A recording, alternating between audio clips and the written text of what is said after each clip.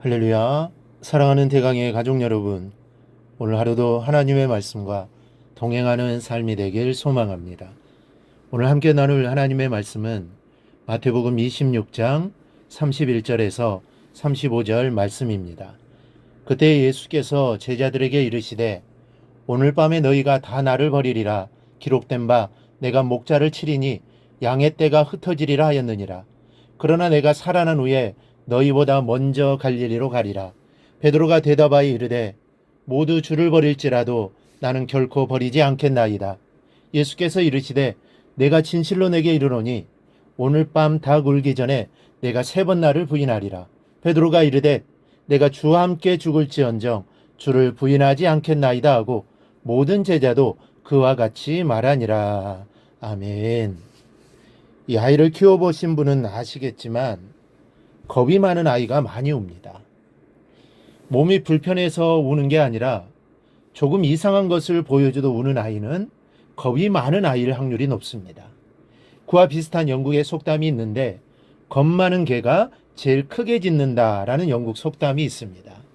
크게 떠벌리고 다니는 사람일수록 그 결과는 보잘것없다는 말입니다. 사람은 누구나 자기 자신을 지나치게 믿는 경향이 있습니다. 그래서 할 수 있다고 호언장담을 하는 모습들을 많이 보게 됩니다. 그렇지만 가장 자신 있는 사람들이 가장 쉽게 또 형편없이 넘어질 수도 있다는 사실을 알아야 합니다. 이 본문에서 우리는 베드로의 이런 모습을 보게 됩니다. 주님께서 너희가 다 나를 버리리라 이 말씀에 베드로는 자존심이 상했습니다.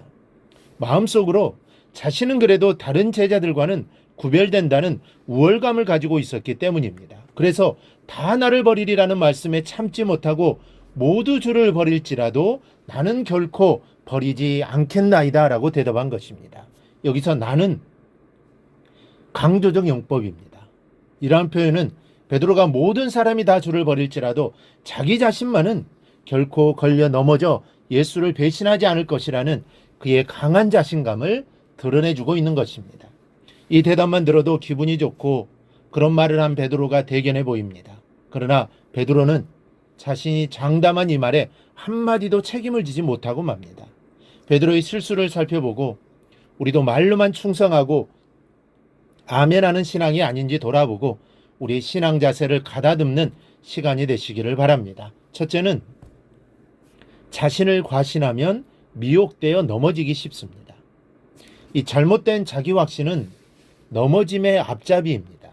왜냐하면 사탄은 하나님을 의지하기보다는 자신에게 집착하는 사람들을 적극적으로 미혹하여 넘어지게 하기 때문입니다. 교만은 영적인 큰 틈이며 사단은 그 기회를 결코 놓치지 않습니다. 교만의 본질은 자신을 드러내는 것입니다. 자신이 제일이라는 생각이 교만 속에 자리 잡고 있습니다. 무엇을 하든 다 그 공을 자신에게 돌리려는 것이 곧 교만의 이 본질입니다. 최초의 시험인 아담과 하와의 시험도 본질은 자신이 높아지기 위한 마음 때문에 결국 사단의 유혹에 넘어가고 만 것입니다.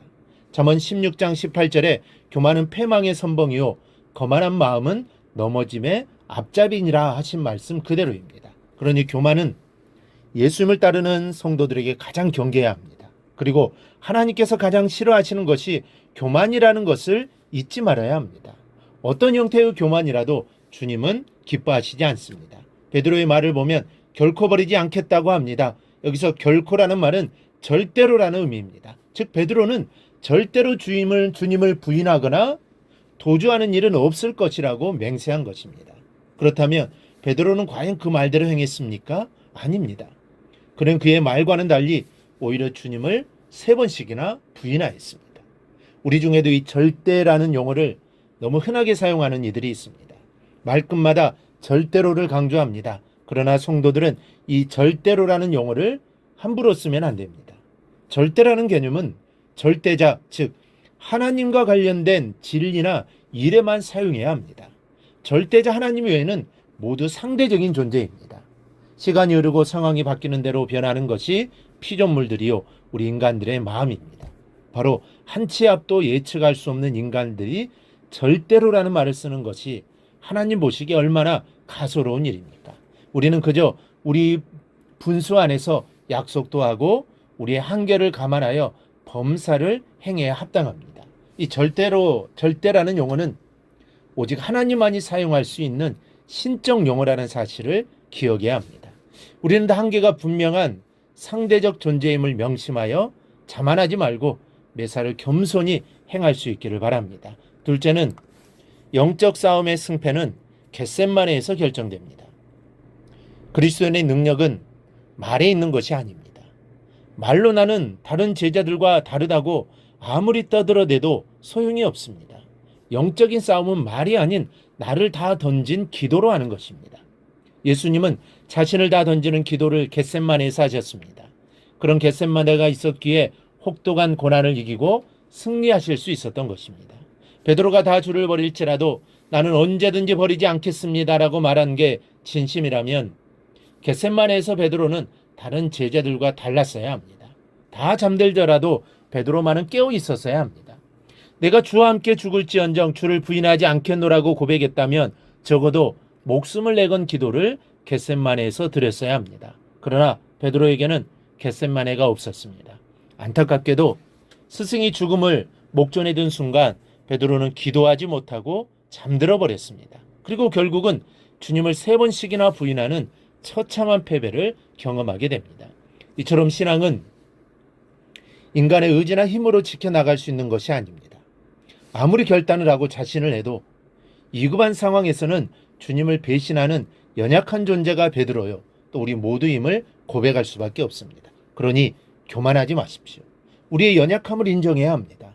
우리의 모습 그대로를 고백하고 인간의 의지나 힘을 전능하신 하나님 앞에서 포기할 때 비로소 우리의 신앙은 하나님의 능력을 덧입어 든든히 서가는 것입니다. 이 사실을 절대로 잊지 말고 신앙생활에 나가기를 주님의 이름으로 축원합니다.